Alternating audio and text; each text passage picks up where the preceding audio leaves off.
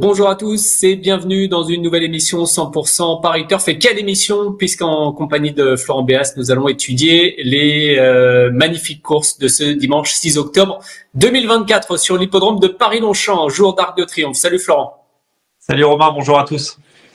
Allez, sans plus tarder, on commence avec le Qatar Prix Marcel Boussac, qui est d'ores et déjà un groupe 1 et qui a vraiment très fière allure. Ouais, un prix Marcel Boussac avec des pouliches de classe. On espère voir la confirmation de la représentante de son Altesse Aga Khan, la petite fille de Zarkava, qui remporta brillamment ce prix Marcel Boussac il y a quelques saisons. Elle a fait forte impression à 2 reprises. On sent une pouliche promise à un très bel avenir. Là, elle s'attaque à plus forte partie, mais on espère l'avoir conservé son invincibilité. Et je lui oppose le numéro 2, à savoir Simmering, qu'on a déjà vu l'occasion de voir en France briller en remportant le prix du Calvados sur la ligne droite de Deauville. Depuis, elle a confirmé dans un groupe 1 irlandais en prenant une bonne 2e place. Elle va découvrir la distance de 1600 mètres en cette occasion. Elle va retrouver un tracé avec tournant, mais elle est dure à l'effort et devrait confirmer et justifier la supplémentation de son entourage. Donc en chiffre, ça fait l'As Zaragana et le 2 Simmering. Allez, on commence par les petits numéros et on enchaîne puisqu'aux alentours de 14h30 se disputera le deuxième groupe 1 de la journée, le prix Jean-Luc Lagardère, Qatar Prix Jean-Luc Lagardère, réservé à des chevaux de 2 ans. Ça devrait aller vite. Oui, avec une arrivée jugée au 2e poteau. On n'en a pas parlé de l'état du terrain, Romain, mais un terrain qui est annoncé souple pour la réunion de dimanche, souple, voire très souple selon les précipitations de dimanche matin. Mais il faut également noter que la liste sera à 0 avec une portion neuve côté corde, donc une portion de terrain qui a été préservée ces derniers temps. Donc attention, les numéros de corde peuvent avoir leur importance, notamment sur les courtes distances. Et je fais confiance au numéro 7, Henri Matisse, un pensionnaire du redoutable Aidan O'Brien. Il a montré des moyens en Irlande. Il vient certes de connaître sa première défaite, mais sans nullement démériter, dans un groupe 1 disputé au Curragh. Il sera mué de hier pour la première fois, le 3 à la corde. Avant le point, un bon point d'appui. Et je lui oppose notamment le numéro 8, Rachabar, un concurrent qui a montré des moyens aussi bien hors de l'enfrontière, mais également en France. Il a pris une très bonne 2e place dans le prix Morny, sans avoir pu forcément bénéficier du meilleur des parcours. Lui aussi est rallongé, mais s'il n'est pas dérangé par cette distance de 1400 mètres, il peut jouer un tout premier rôle avec son 4 à la corde. Donc les numéros 7 et 8. On raccourcit encore la distance, Florent, dans la 3e course, le prix de l'abbaye de Longchamp-Longines. Pour le coup, 1000 mètres en ligne droite avec un beau peloton de 16 concurrents. Tes 2 préférés? Ouais, la vitesse par excellence avec on fait confiance logiquement du numéro 9, Bradsell. Il est invaincu en 3 sorties cette saison. Il a déjà triomphé à 3 reprises au plus haut niveau. Au Lido, il le connaît bien. Il est hérité d'un numéro de corde. Ça peut également avoir son importance sur la ligne droite de Longchamp, les places à la corde. Il est hérité du numéro 9. Il sera donc au milieu du peloton. Et jugé sur ses dernières tentatives, à moins que le terrain assoupli le dérange, il faudra certainement être fort pour le battre. Et je lui oppose le 14, Believing, une concurrente qui est dure à l'effort. C'est une modèle de régularité. Elle était la dauphine de Bradsell lors de ses 2 plus récentes sorties. Elle va tenter de prendre sa revanche. Ça sera pas forcément évident de prendre sa revanche, mais elle devra à nouveau très bien se défendre. Donc en chiffre, ça fait les numéros 9 et 14. On enchaîne avec la Qatar Arabian World Cup, le sommet pour ce genre de catégorie, avec un véritable champion qui est au départ, Al Ghadir, le numéro 2. J'imagine que c'est ton favori? Ah oui, là c'est difficile d'aller contre. Il faudrait peut-être changer de métier là si on le mettait pas en tête celui-là. C'est un très bon et très beau cheval également. Et il a été devancé lors de ses débuts à 3 ans en étant bon 2e. Depuis, il n'a jamais connu la défaite en 9 tentatives. Il a remporté brillamment cette Qatar Arabian World Cup l'an passé. Il a confirmé toute l'étendue de ses moyens cette saison. Avant le coup, une course n'est jamais gagnée d'avance, mais lui quand même ça paraît très solide. Et je lui oppose le numéro 10, Aldoa, sa dauphine dans ce groupe 1 la saison dernière. Elle avait pris une bonne 2e place sans pouvoir mettre en doute sa supériorité, mais elle avait nettement devancé le reste du peloton. Elle a confirmé cette saison toute sa qualité. Thomas Fourcy a déclaré qu'elle était au mieux pour aborder ce groupe 1 dans nos rubriques en direct des pistes, associé à Michael Barzalona. Ça s'annonce comme sa plus sérieuse rivale, mais il y en a d'autres. On pouvait également penser à Chetza ou encore Noural Mori. Mais Al Ghadir, il faudra être très fort pour le battre. En chiffres, ça fait les numéros 2 et 10.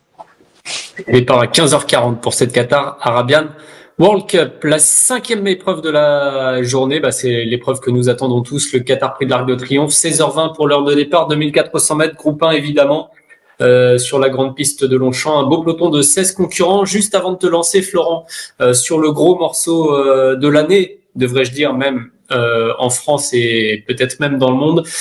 Sachez que Paris Turf vous a concocté un journal de 60 pages que vous allez pouvoir retrouver dès ce vendredi soir à partir de 21h pour son édition numérique et samedi matin dans les kiosques pour tout savoir de ce qui pourrait se passer en tout cas dimanche sur l'hippodrome de Longchamp. Vous allez pouvoir également suivre toutes les journées de course ce week-end sur l'hippodrome de Paris-Longchamp grâce à l'application Paris Turf Live, et la rédaction vous a aussi mis des petits plats dans les grands au niveau digital puisque différentes émissions ont été programmées ce week-end. 100% quintet pour les deux quintets du week-end, les 100% Paris Turf pour les réunions de samedi, et nous sommes en train de tourner celle de dimanche. Il y a même une émission spéciale Arc de Triomphe qu'anime François Moreau avec quelques-uns de ses éléments galop.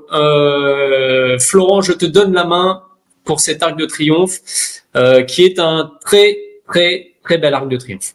Ouais, c'est un bel arc, mais peut-être un peu plus ouvert qu'il n'y paraît. En tous les cas, je fais confiance à la génération des 3 ans. Peut-être mieux pour ceux qui ont des convictions au niveau du jeu, du coup.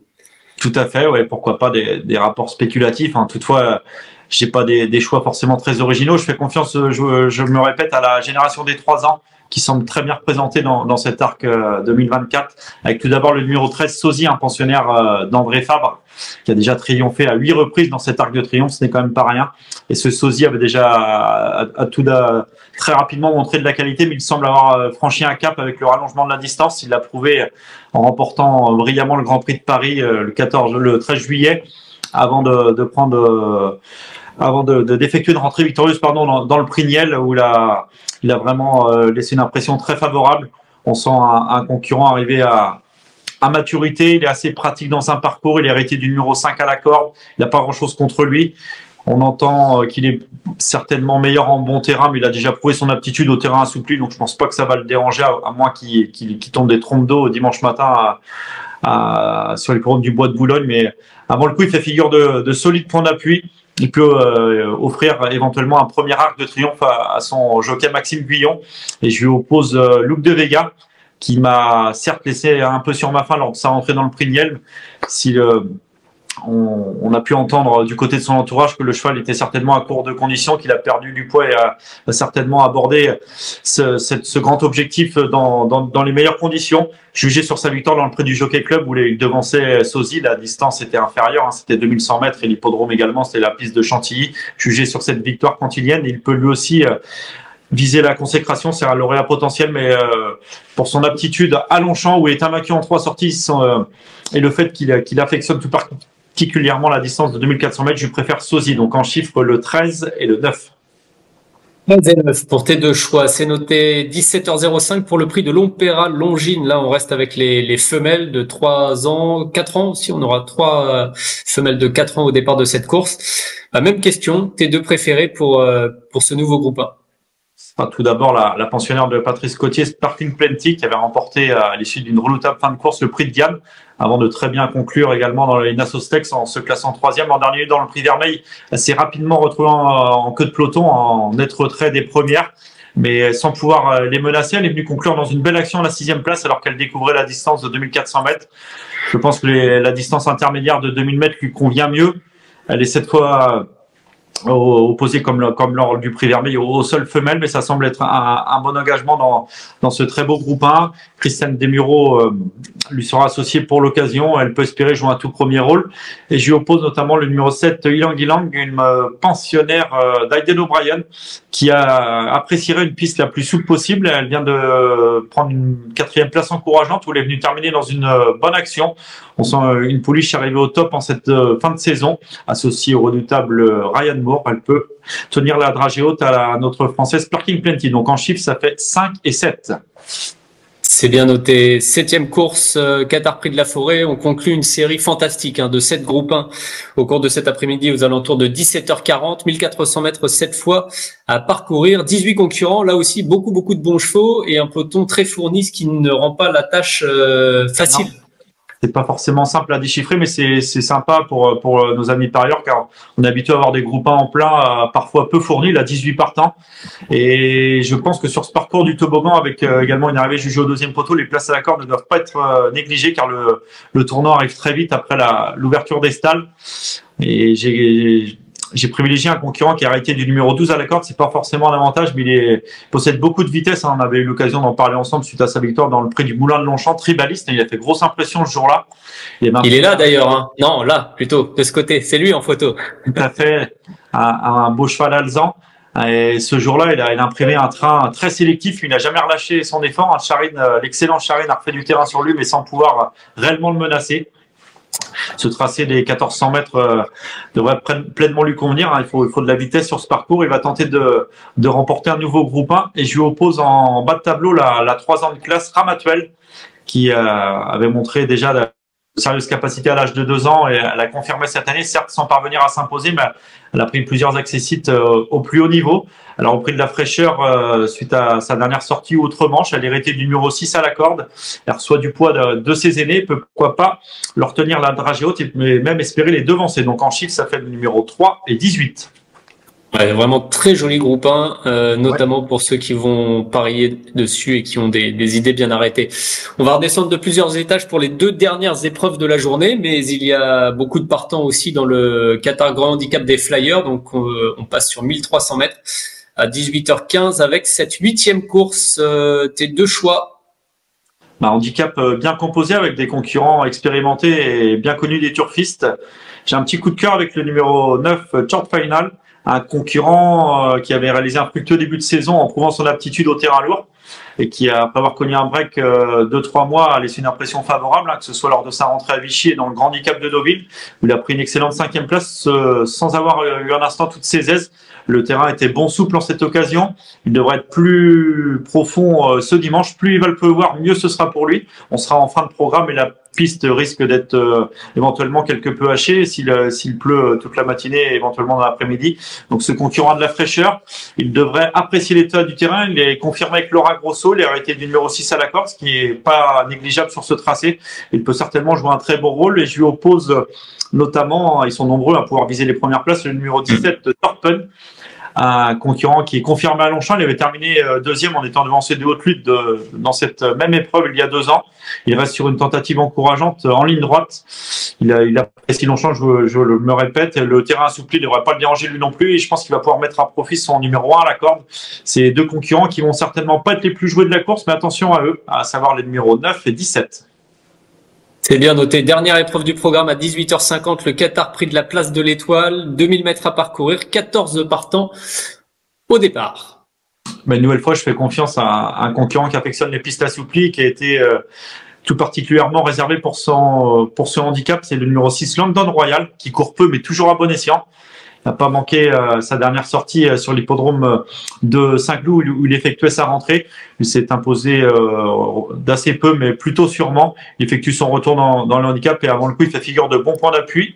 Et je lui oppose le numéro 5, King Tracy, pensionnaire de la famille Lerner, qui, après avoir remporté son quintet sur cette piste de Longchamp le 20 juin dernier, il a prouvé, malgré un poids revu à la hausse, qu'il était toujours compétitif. Il y a un cheval qui n'a jamais déçu depuis ses débuts, qui est régulier et qui peut donc poursuivre sur sa lancée, malgré la présence de ses aînés. Donc en chiffres, ça fait les numéros 6 et 5. Et une journée intense pour l'équipe Ronan Thomas, Carlos et Yann Lerner, évidemment avec Luc de Vega, mais pas que, puisqu'il y aura aussi Almara, Extra et beaucoup de chevaux à courir tout au long de ce week-end. Merci Florent pour l'étude complète de cette très belle réunion qu'on attend tous avec une très très grande impatience. Avant de se quitter et de remercier Laurent qui était aux manettes pour nous aider, vous proposer cette émission, est-ce que tu aurais un coup de cœur pour cette réunion de dimanche? Pour être honnête, j'en ai plusieurs. Il y a de nombreux. On prend. Mais non, mais il faut bien choisir et j'ai choisi éventuellement la spéculation avec le 809 Short Final, qui va apprécier. Je vous dis, s'il venait à pleuvoir en abondance, ce serait très bien pour lui, mais il a déjà bien fait également en terrain bon souple, donc ça va pas le déranger. Un concurrent qui a de la fraîcheur, qui m'a bien plu lors du convoité Grand Handicap de Deauville et qui peut espérer jouer un très bon rôle dans ce handicap. Le 809 Short Final. C'est noté. Merci à tous. Bon jeu, surtout pour cette belle réunion de dimanche sur l'hippodrome de Paris-Longchamp. Et on espère se retrouver très vite pour une nouvelle émission 100% Paris Turf qui aura lieu, si je ne dis pas de bêtises, dès le milieu de la semaine prochaine en vue de la très belle réunion organisée le vendredi 11 octobre sur l'hippodrome de Paris-Vincennes. Ce sera le Grand Prix de l'UET, évidemment, la finale de l'UET Elite Circuit. Bref, les grandes courses s'enchaînent en région parisienne en ce moment. À bientôt.